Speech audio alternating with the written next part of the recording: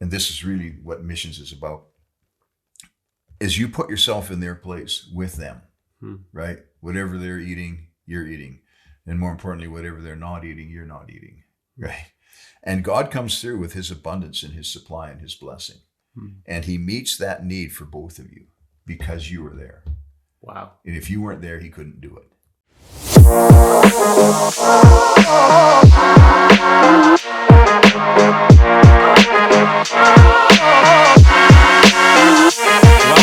to Full of Zeal. I'm Joshua Hansen, and I'm excited to have a special guest and new friend today, Al Purvis, on the podcast. Yeah, good to be with you, Joshua. Looking forward to what God's gonna, speak through us, right? Yeah, come on. And we've been talking for probably the last 15, 20 minutes, and we've missed some good conversation pieces, but It's okay, because God knows exactly what people need when they need it, right? Exactly. Yeah. Exactly. So Al is the founder of Victory Asia, and he's doing some incredible things on the missions field.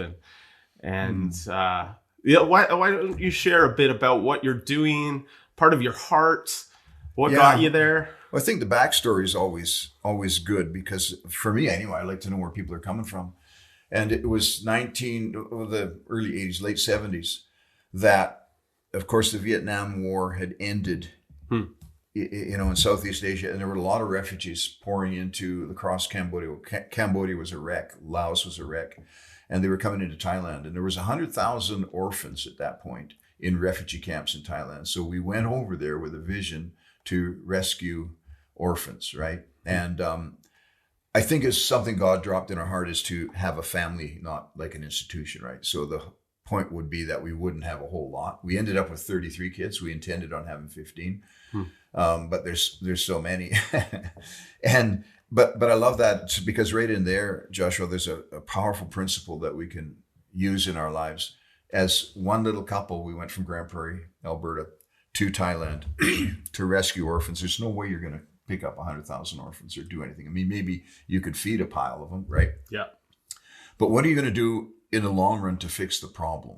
And that requires salvation from Jesus, empowerment by the Holy Spirit, and a sense of knowing the gift and the calling on your life for each person, right? So we figured, okay, well, we get a smaller group, raise them intensely in our family with a family vision, and then from there it can spread out. And it really has. I bet you each one of our kids have reached as many or more kids than we have, so that's in one generation. And now we're starting to see the grandparent generation. And so it just spreads out. When we have Christmas at our house in Thailand, if we're not careful, 100 people will show up, and that's only half of them, Wow. So that's a lot of gifts. Well, that's what, and that's the way things spread when you just pick your battle, right? Right. And so we did that. And really through that era, God really taught my wife and I how to be parents. I mean, we had, through the course of all that, we had 4 of our own kids and 27 others that were basically adopted. We actually had legal custody of them. And taught us how to, raising kids is a very challenging, very educational process. Yeah. The parents learn more than the kids. And when you got 33, it was crazy, right? But we really did learn a lot. And then from there, God spoke to us and shifted us into, there are orphaned people across the nations that are looking for a family. They're looking for a father and a mother. And so then in I don't know what it was, just about 2000, I guess. Yeah, be about 2000. We started the International Bible College in Thailand and invited people to come. And they just came, found out about it somehow. It's just a God thing, and people would come from the nations to study and be trained in Thailand and then go back to their nation. And our commitment with them was, guy comes from Pakistan, spends a year, 2 years in Thailand being trained, then we're going to go back to Pakistan with you. Actually, I was just there a couple of weeks ago again. Cool. And it's just so neat to see. We've got 29 churches in Pakistan now, and they're just on fire and moving ahead like onward Christian soldiers. It's absolutely amazing because of having a strategy and a plan that's one foot in front of the other, without ending. Like the apostolic thing is really it's not just about being in there for the long haul. It's about being in there permanently. You know, there's no time frame, right? Yeah. And people will ask you, like, how long are you going to be a missionary? Is it short-term missionary, long-term? No. We don't even feel like missionaries. We just went to a different place, right, to do what God had put in our hearts.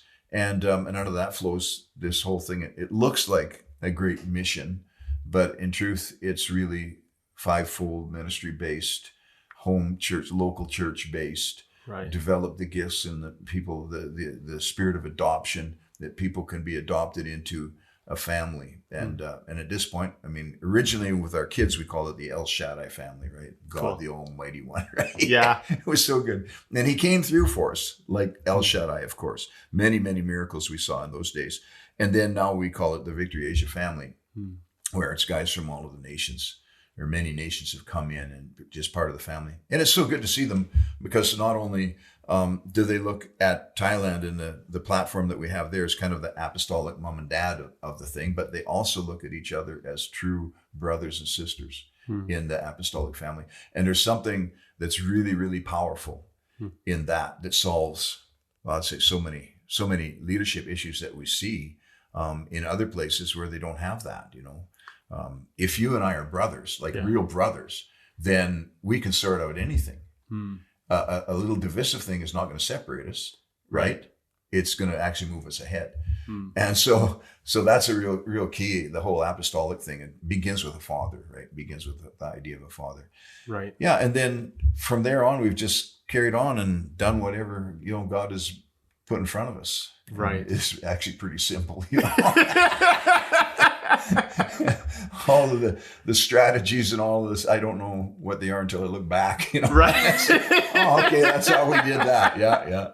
And you can see the grace of God on it. I mean, it's absolutely every move that we made, you see later. I mean, we moved from Bangkok, a city of whatever it is, 20 million people, because it was stifling, congested. You couldn't do anything in there. And we moved out to the city of Sriracha, which is famous for sauce, sriracha sauce, right? Yeah.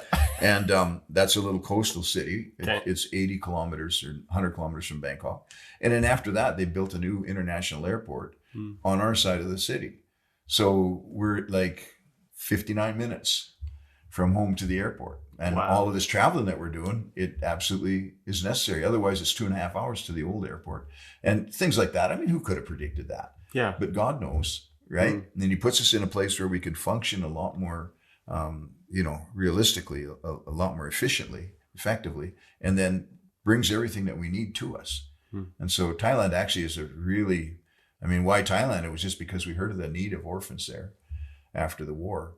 But now when we look at it, it's a tremendous center point, you know, like kind of a head office kind of an idea, right? For the nations of Southeast Asia, particularly, and all the way over to Pakistan, Nepal, and those places. So it's, pretty ideal. There's a lot of flying in and out, which makes flights a lot cheaper, that kind of stuff. So it's just been, there we are. And here we are now, right? That's incredible.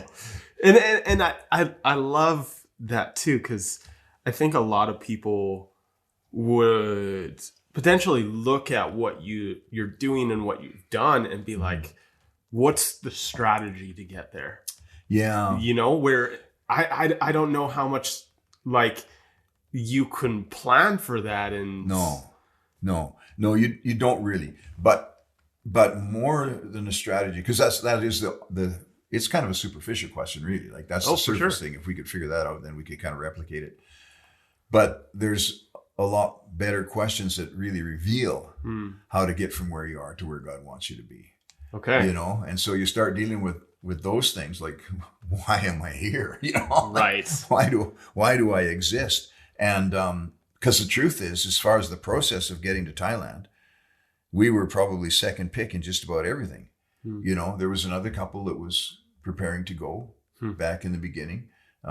And Terry and I were asked just to raise funds to set up this children's home. So we did. We took whatever it was, 7 months or something like that, traveled around Alberta and Saskatchewan and raised, I think, $20,000 or whatever. We'd never seen money like that. It was an absolute miracle in those days. And to give to this couple to go to Thailand and to start this children's home. And that was as far as the vision went, right? Wow. Well, it turns out they had problems.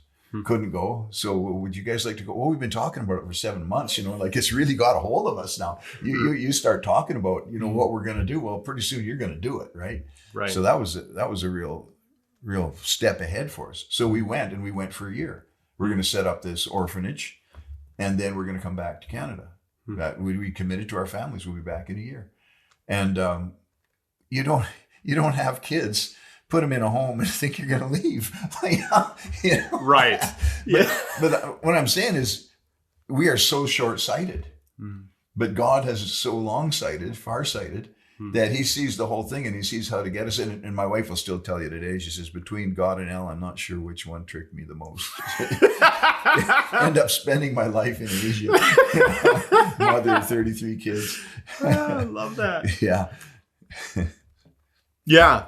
So what helps develop that long-term vision in us? Or maybe a better question, or what are the questions that we should be asking to help get us there? Yeah, well, I think, Joshua, if you start with that, like, what do I exist for? And really the answer to that, it becomes your calling, right? Like, the only reason I exist is for my calling. Otherwise, God doesn't need me here. Nobody else needs me here, right? Right. And so that's a big thing. And to sort that out is difficult and easy at the same time. Difficult because if we're thinking in terms of what is my calling going to do for me, it'll be really difficult to find it. You'll do all kinds of stupid things, because it's all about you, right? Right. But if you really approach it from, like, honestly, from a sincere heart, is what is my calling going to provide for other people? Like, what is it going to do? What has God called me to do for other people? And really, what it comes down to is whoever we're willing to join ourselves to. And that's the biggest sacrifice of our lives, because it means you're going to give up everything that you thought was a comfort or thought was important or whatever, right? Who am I going to join myself to? And I see it like this. We've got these little kids in refugee camps that came from all these jungle situations. They're hill tribe kids in the mountains, right? They didn't even know what country they were from. They didn't have birth certificates or anything like that. And they're in the rocks and the holes in the jungle, and crying out to God, if there is a God, send someone to me. That's a whole lot different than me saying, God, who are you going to send me to? Yeah. Right? Yeah. That's a different conversation. It really is. And so when you respond to that, realizing that there is somebody who's crying out to God, says, send someone to me, and that someone is you.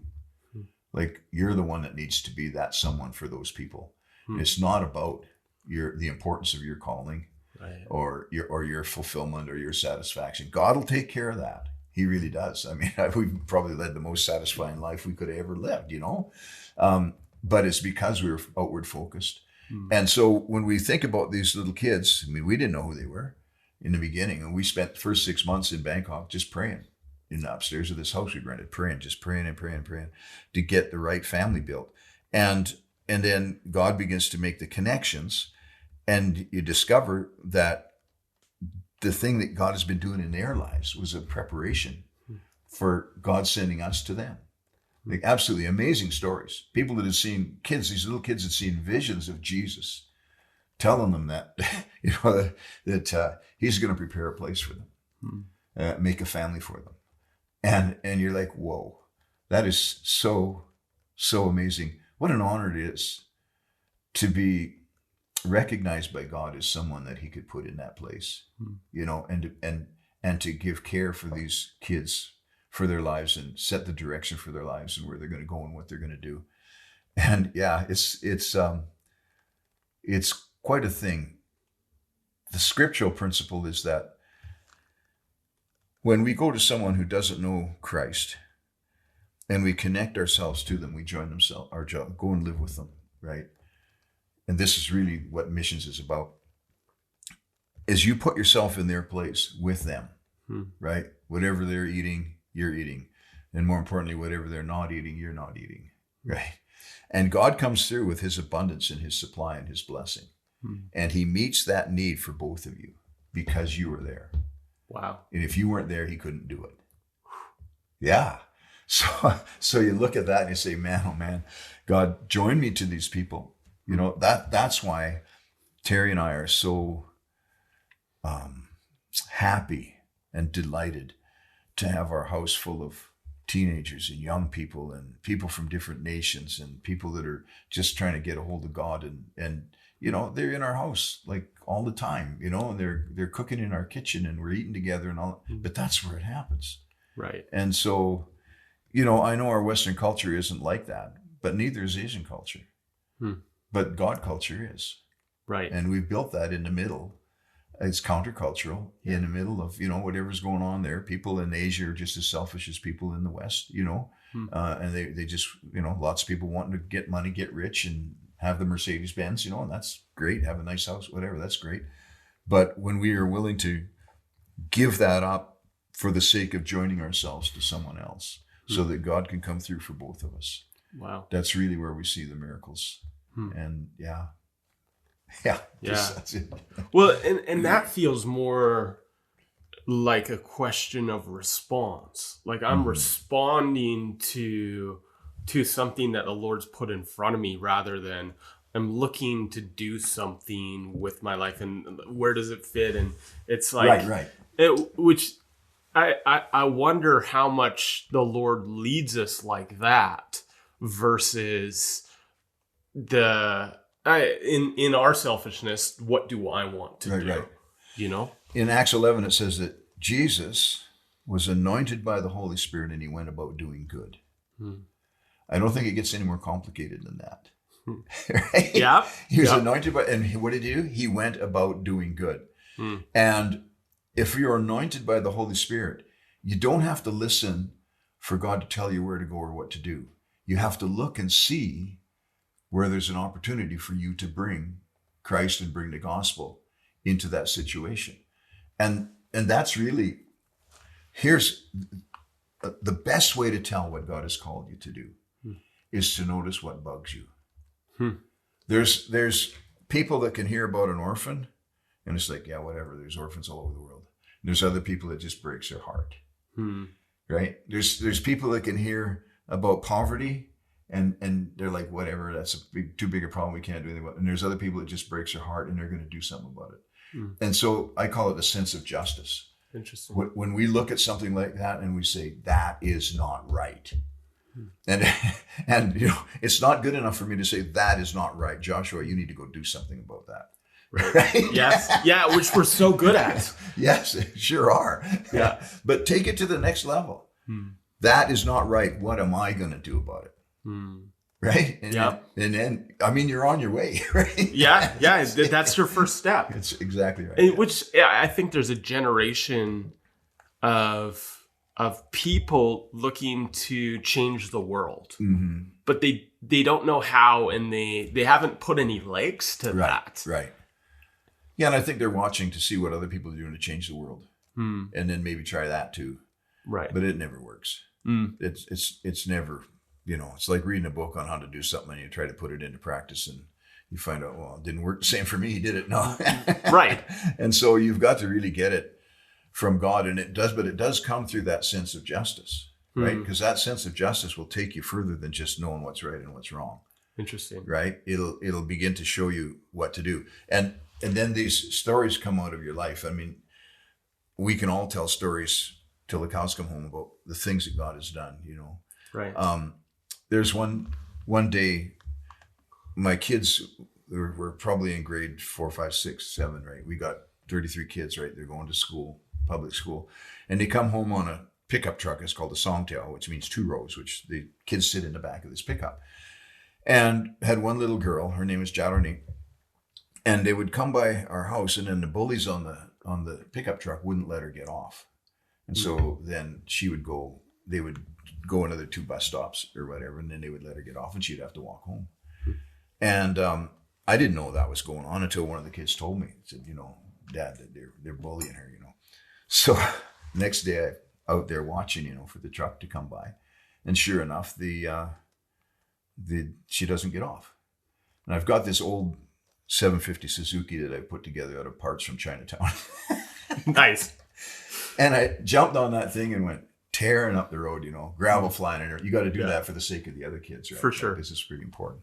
That's not for you. That's for them. And tear up the road, and cut that pickup truck off and stop right in front of him and just slam my hand on his hood and go back and talk to the driver. And I said, if ever you go by this house again and my little girl doesn't get off, I said, you're in big trouble. You know, I don't know what kind of trouble. And then I went around to the back and I said, come on, honey, you know, I'll give you a ride home. And then I talked to those little boys. I said, you want me to break your arms off and hit you over the head with a soggy end? Like in there, I mean, I'm a white guy. Right. And they're scared already. Yeah. Like they would never even talk to you normally. And here's this guy just thrashing them, you know? Yeah. And they're like, but it does more than just get her off the bus tomorrow. Right. It changes the whole attitude of the house.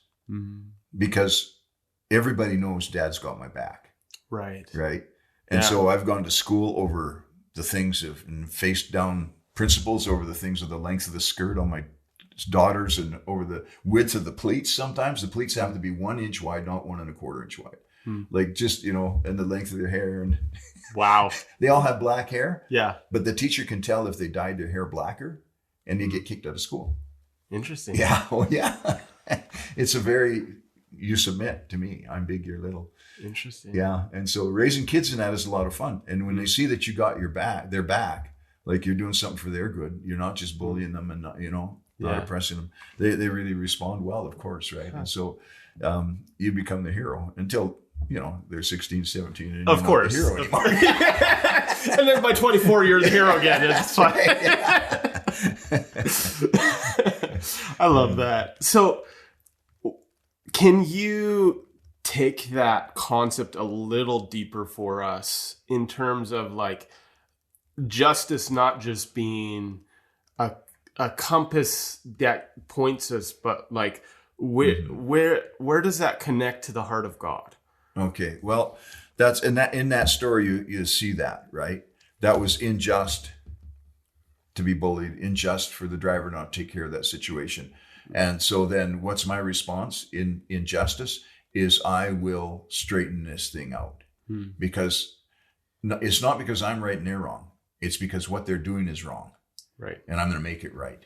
Yeah. And so, because again, you don't want it to come back on, this is me. I mean, you don't do that to be somebody's hero, you know? Yeah. You do it to give them assurance that the next time something like that happens, Dad's got you as well. Right. Dad will go anywhere and do anything and talk to anybody. Okay. And they're watching for that and they see that. Right? But so out of that comes not only you expressing and doing what's right, but that also builds in their hearts and their minds the culture of what justice is. Otherwise, because they get, you know, in school, for example, you get 7-8 hours a day of this foolishness, you know, like really dumb stuff, you know, in most schools.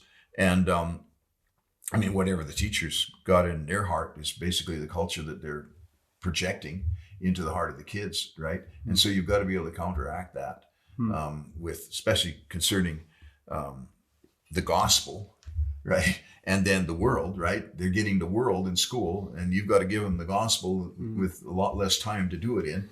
And so you want to take every opportunity like that to build that culture, because what the kids will do and what you and I do, we do it because of what we believe, not because of what we're told, right? We do it because we believe it's right to do that. Right. And so that's where the depth of it really happens, is it you change those things. And what does that is these stories. So, you know, with our kids, we've got so many stories. We just had a daughter return to Thailand. She'd been gone 18 years, went to Bible college in the States, in Tulsa, Oklahoma, and got married, has 4 beautiful daughters, but could never afford to come back. No families visited in 18 years. Well, just 2 weeks ago, they came back to Thailand, moved back to Thailand, her and her husband, American guy. And they're going to get established in Thailand and work in the ministry and whatever. And sitting around the table, we had like 4 or 5 of our El Shaddai kids there, you know, and telling the stories about when they were little. And I mean, it's just so empowering. I mean, it's hilarious for one thing, you know, all of the things that happen, but it's so empowering. And so you got this girl gone for 18 years. She comes back, she brings her daughters. One of them's a teenager, 2 of them are teenagers. And they're hearing these stories for the first time ever. Right. And that's what's going to set them up for a successful life in Thailand. Right. Because now they know what they're a part of, right? They've heard the stories. They've heard what's important to the rest of us. And they'll, now they got some direction. Yeah. They've got a compass now. Yeah. Because without that, you just get lost. So those stories are just, they're so valuable. So it's key to imparting culture from one generation to the next. Yeah. Yeah.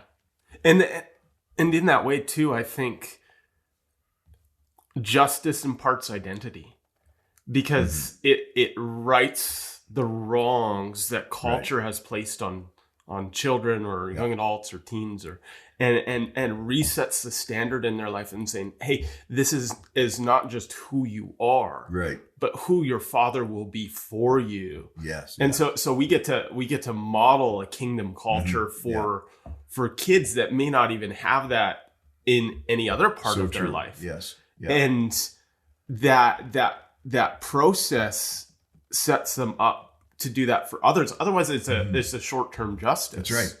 Because it's like, okay, the justice that I see is based on my comfortability. Because I'll express justice as long as there's a benefit to me. Right. Yeah. Yeah. Which isn't true justice, right. And is short-term, has a little fruit. Yeah.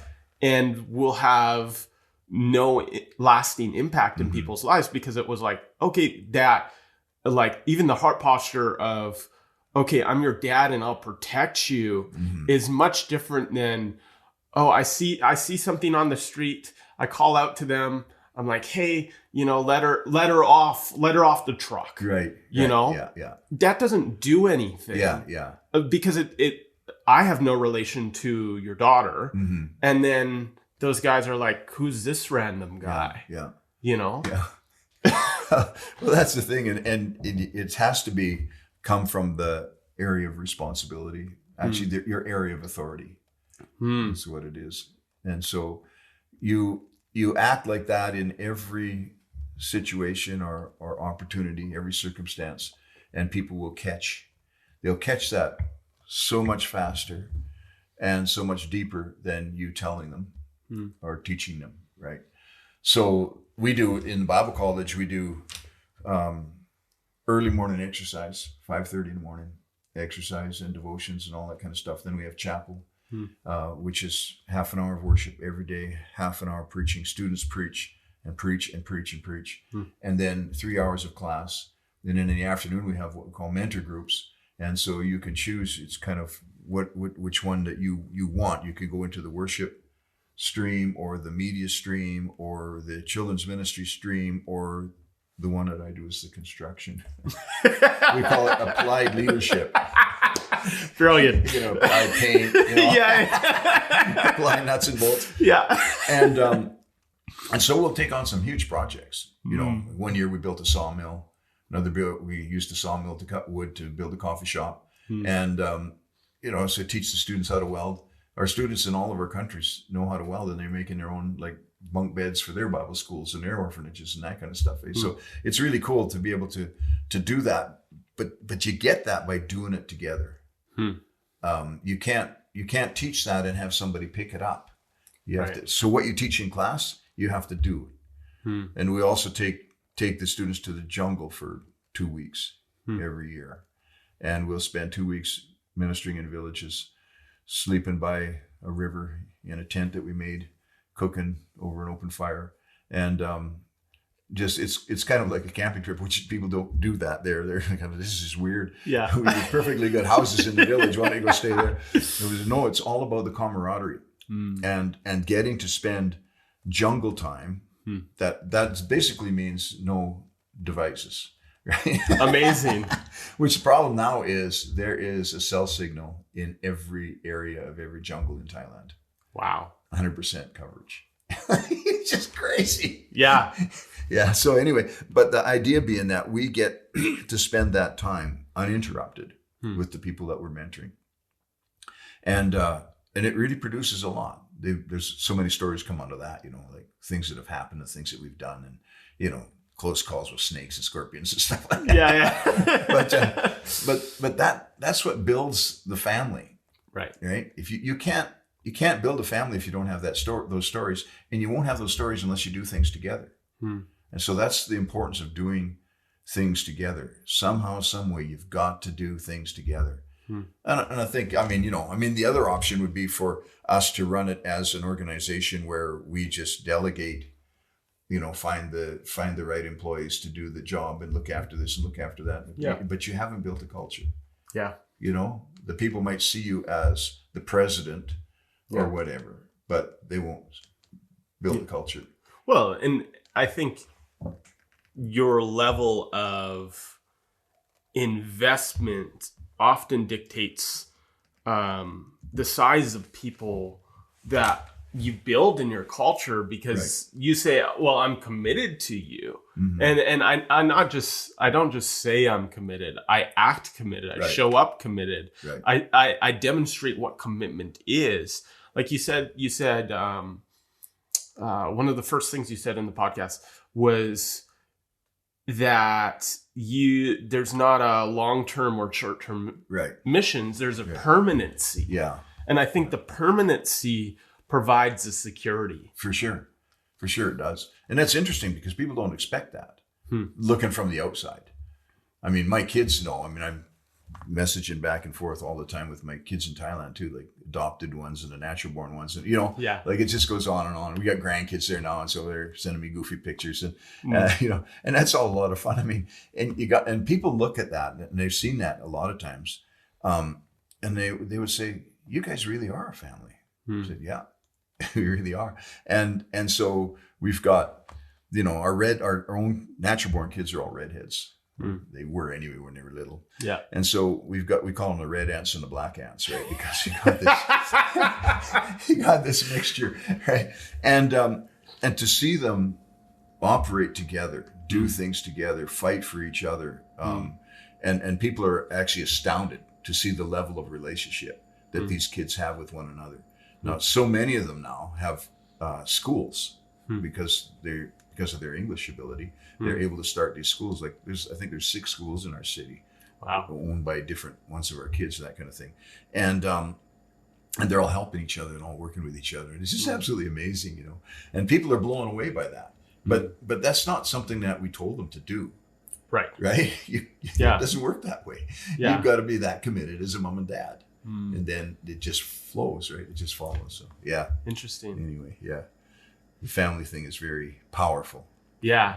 So how does, because a lot of people talk about sonship and apostolic ministry, how does that actually tie into family though? I would say there's no difference. I think that's one of the big things that God taught us was that when you bring these kids in, you're basically adopting them into your family. And like I say, we had legal custody of these kids. We were able to bring, nearly all of them, I think, to Canada at one point for some education or Bible college or something, right? And so to do that, you have to have a real heart of a father for them. And then when you extend that into the ministry, you've got guys that feel like you have a real father's heart for them. I was just in Pakistan, me and my youngest Thai son, Suwang, who's the pastor of the Victory Church in Sirachap, Thailand. Him and I went to Pakistan together for 10 days. A very interesting place because there are people going in and out of Pakistan doing evangelism and whatever, television ministry and stuff like that, and that's good. But the actual apostolic thing, when we get together with the leaders in Pakistan, one thing that's interesting is we started that ministry in we just had the 25th anniversary anyway, so whatever that was. Okay. So the apostolic leader there, Peter, Jamshed Peter's his name. And like I said, he's a young man, comes to Bible school. We go back to Pakistan with him, start doing, whatever, conferences and stuff and gathering people and sharing vision. And now he's got 29 churches planted in there, planting in another 10 areas right now. And the leaders that were with him in the very beginning are still with him today. and they just keep adding more and more and more. Hmm. And to me, that's one of the greatest signs, indicators that there's a family. Hmm. See, if I come into the ministry and work in a certain position and see it as a stepping stone or a step in my career or whatever, I'm not a son, right? I'm a hireling. But if you got guys that'll stick together through thick and thin, these guys sacrifice together. I mean, the thing is, nobody gets paid anything, you know? Like there's no financial support going there, you know? And so they've got to fight tooth and nail. And the difference between when I go in there and other missionaries go in there is I don't take money in and pay for the conference. They pay for it. Wow. Yeah, they do it all. I mean, I don't have a resource to do that with, you know. Sometimes you do, but most of the time you don't. And so you go in there and these guys have put this conference together, and we always have like a leadership meeting. And the pastors will share prophetic words that I'd given them, you know, 15 years ago or whatever. And this is what came out of it, right? This is what the church looks like now. And the one that you prophesied 15 years ago. And boy, I tell you what, you think about that. Like, where do you find that? You know, that you've got that father-son relationship where every time you go there, they're saying, this is what's happened, this is what's happened, this is what's happened. And it's a result of the relationship. It's not a result of money, because there was none. Right. Yeah. And so money's a big tell, right? Like, it really reveals a lot. So if they won't do it without money, then they'll do it with money, but they'll be hirelings. Interesting. Yeah. We've got, 40 years of experience in how to make that work. So, and one of the very unique things about it is that all of those churches in Pakistan, or any of our churches, we've got 100 and some churches in Asia, they all tithe to their national headquarters, right? Off of the church giving. Like we do that in Canada as well too. There's a tithe, right? Yeah. And then from the national headquarters, they tithe to the Victory Asia platform in Thailand. And that's how we put on the leadership summits.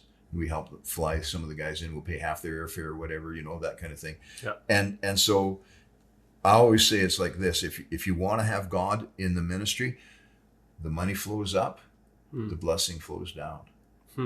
And so many times we get it the wrong way. Yeah. We want the money to flow down. Yeah. But it's true. If the money flows up, the blessing flows. And we've been able to do so much. And then out of that, of Victory Asia, we send our tithe to Victory Churches International. Because we want the blessing to flow down. Yeah. Right? Yeah. Well, in that you acknowledge where your provision is. Yes, that's right. It's the act of acknowledgement that my source is the Lord. Yeah. Because if I need the money first, again, I'm acting as a hireling. Right, I'm acting even towards the Lord, not just even a spiritual father. I'm saying that my obedience is predicated first on the provision, rather than the demonstration that oh no, He is my provision. Right, that's right. And it's not outcome based. Yeah. It's not. It's again relational towards the Lord, and so. I think that one of the beautiful things in the way that you've set it up is that not only is there the relational strength between your people and in your family, but it also sets up a framework for the Father of this is how you interact with Dad. Yeah. This is how you associate and relate to Father God. And in that way they have a lasting relational strength. It's absolutely right. Yeah, if you took that out of it, you don't really have a relationship. No. Right? You've got to have that trust and that faith working daily, always, in everything. And so that works in the trust not only between the vertical, right, between us and the Father, but horizontally as well, between us and the rest of the family. Yeah. Tremendous amount of trust. And that really is quite unique in the sense that you don't see it that often, that level of trust and that level of working together. But and like I say, you can tell because the same guys that were with you in the beginning are still with you 20 years later, 40 years later. Right. Right. Yeah. So you can tell it was real. Right? Yeah. And they've done nothing but sacrifice for you. Yeah. Yeah. Yeah. So it's a beautiful, beautiful way to operate in faith. And, Right. justice out of sense of justice, where that takes you. What am I supposed to do about it? The call, you discover your call in that. And then you begin to put together something that exercised out of the gift that God's given you, the apostles and prophets, the evangelists, pastors and teachers. And let me say that when we started into church planting, I mean, people around us there said, you're not a church planter. You have an orphanage. Right? You'll never plant a church. Well, you're going to get that all the time, right? But the thing is, there's a gift in there that people don't see. Right. And so you begin to exercise that. And then you realize that there's a lot of gifts that are missing. Like, okay, so if I'm going to see a little bit of apostolic fruit in my ministry here, okay, as a father, in an aspect of a father, then who's going to be the prophet? And I had to decide that, well, I'm going to be the prophet too until God sends a prophet. Who's going to be the evangelist? Well, I'm going to be the evangelist until God sends more evangelists. Wow. Who's going to be the pastor, right? Like, you're going to have to do that and not be so specific about, this is my calling, this is my gift, this is my lane, I'm going to run in it, right? Jesus was anointed by the Holy Ghost. He went about doing good. Right? And David too, right? Yeah. David says, I have it in my heart. Talk to the prophet Nathan. I have it in my heart to build a house for God. And the word of God came back and he said, do whatever's in your heart. And that's what I do. I just do whatever's in my heart. That's following that sense of justice. Right. And then when David stepped out to do it, Nathan comes back and says, okay, now here's the details. Right. Here's exactly what's going to happen. And you're like, okay. And so many times we're looking for the step 2 details before we've done step 1, step out in faith and do something. Right? Yep. So, that's so real. Yeah, it is. It is. Yeah. And everything works like that. We've got to step out and do it. We have 7 weeks in Asia now coming up soon. Okay. Youth missions for Asia. We'll be doing Thailand, Cambodia, and Vietnam. It's going to be so exciting, so cool. Fantastic. And, I mean, I had this idea, what can we do to sow back into Canada, our ascending nation? Well, we see that the youth have challenges. The people are worried about the youth. Where's our youth going? Okay, well, let's start something for youth. 7 weeks in Asia. So we do that. Well, you step out and do that. You don't know if it's going to work or not. Like, how are you going to talk a kid into joining a team to go to Asia? Like, it's the farthest thing from their mind, right? Absolutely. And but you do it, and God moves in, and so it's going to be great. We're just recruiting for this summer, July and August. Yeah, we've got 3 kids signed up so far.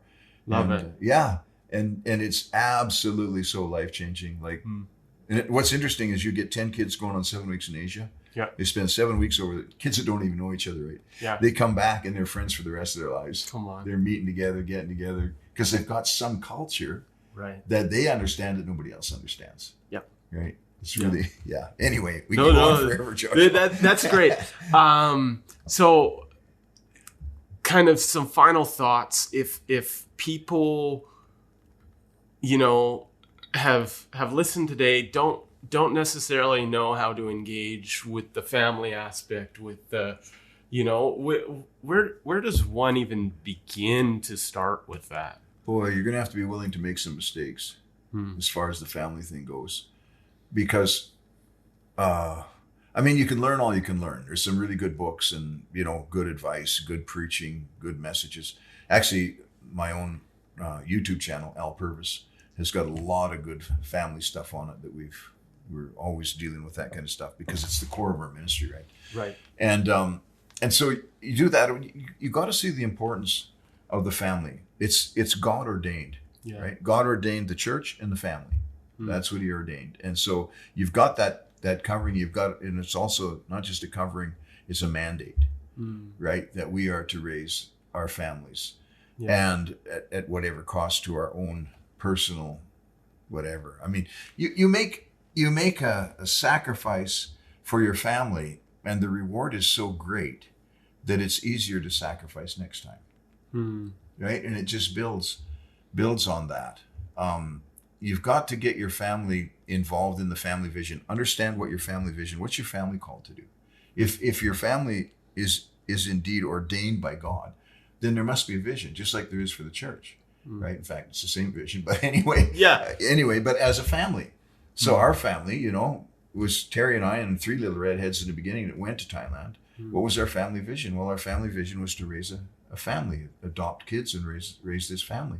And around the gospel, the core of Jesus, you know, and so that was in our kids so strong that 4 years old, you know, our oldest daughter, we'd go by an airport and she'd get excited. One day we're going, you know, it's okay, because you got that in there. And today she's 30, 40 or whatever, 40 something, I guess, and still just as excited and engaged in what we're doing in Thailand. And she lives in Calgary, but just a tremendous supporter, you know, and encourager. And comes to Thailand as often as she can, you know, with all her kids and her husband. You know? Love it. Love it. So that thing, and when you build that in your family, it never goes away. We did one of our leadership summits a few years ago on the theme, our 300-year plan. Yeah. Because I really wanted everybody to look 300 years ahead. It's easy to look just to the end of your life, say, okay, and then what's my legacy, whatever. But 300 years from now, what are you doing today that's going to make a difference 300 years from now, right? Or 500, whatever, right? Yeah. I mean, just get it out there, right? Yeah. Look beyond. And it's those things that are going to be imparted and instilled, that culture that people are going to walk in and run in, and it'll never go away. Yeah. I love that. Yeah, I wish we had more time to delve into that, because that is one of my favorite subjects. But yeah, Al, thank you so much for coming on today. Thank you, Joshua. It's good. Yeah, it was good. Yeah. So if people want to follow you and your ministry and what you're doing, where can they find you? Well, I think the best one is the YouTube, Al Purvis. Okay. That's all there is to it. And otherwise, our website is victoryasia.com. Okay.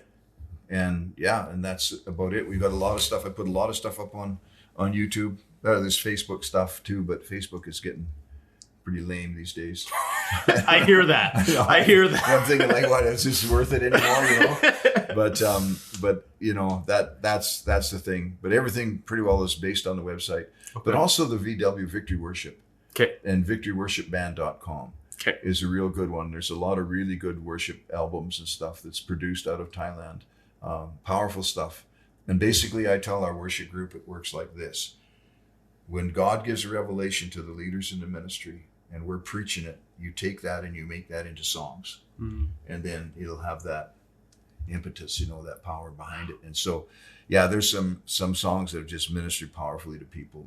And we get feedback. One pastor over in Ontario said, I'm just sitting in my car crying my eyes out, you know, because God's speaking to me through this song, and you know that God's got something greater for me. And so there's a lot of really good stuff on that. I really encourage people to do that. Wonderful. Yeah. Sounds good. Well, thank you guys for joining us today. And I'll make sure to link all of Al's stuff down in the description. And we'll see you in the next one.